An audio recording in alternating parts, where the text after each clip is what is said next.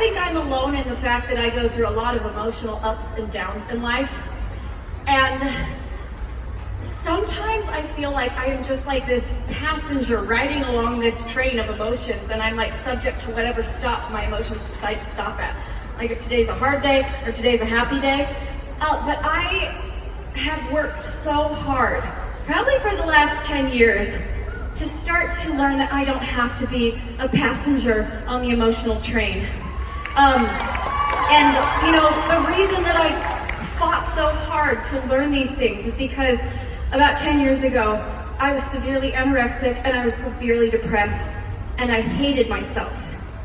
And there were several wake-up calls that I got that made me realize I don't want to put up with this anymore.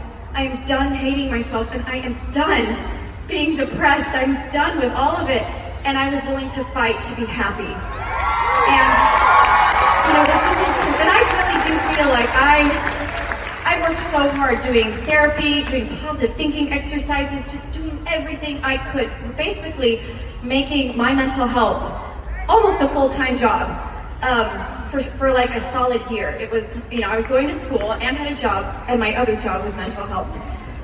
But it was worth every second of pain and hardship and anxiety and all of it. And that's not to say, you know, because I really do feel like I am cured from anorexia and that I got through depression. But that's not to say that it's not something that will be with me subtly for the rest of my life. And it's like still this part-time maintenance that I have to put into my mind to be the kind of person I want to be.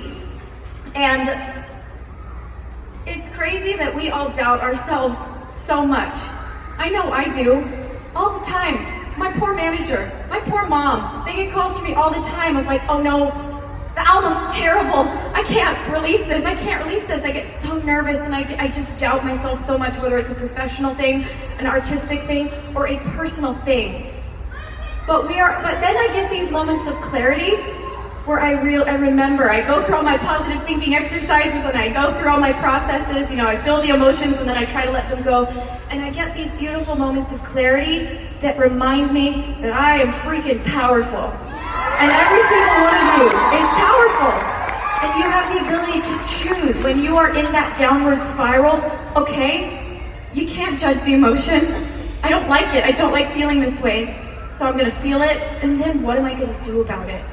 I'm not gonna let myself stay here for very long after I feel it, after I deal with it. And we all have that power to stop the downward spiral, whether it's calling a friend, going to work out. And I call it adding light to my life, because for a while I took the approach of trying to take darkness out of me. I was like, there's all this depression and sadness and anger. I kept trying to take it away, and I couldn't take it away. It's the same way you cannot take darkness out of a dark room.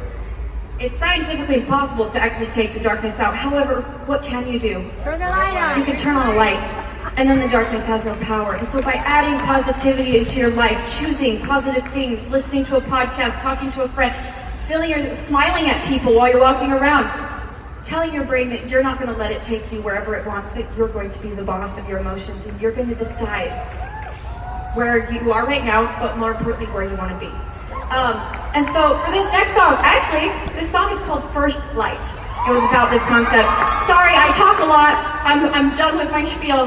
But for this next song, because it's about light, let's light up this place. So if you have your cell phones or, you know, a flashlight or whatever, let's put up some twinkle lights and make this place sparkle. All right, thank you.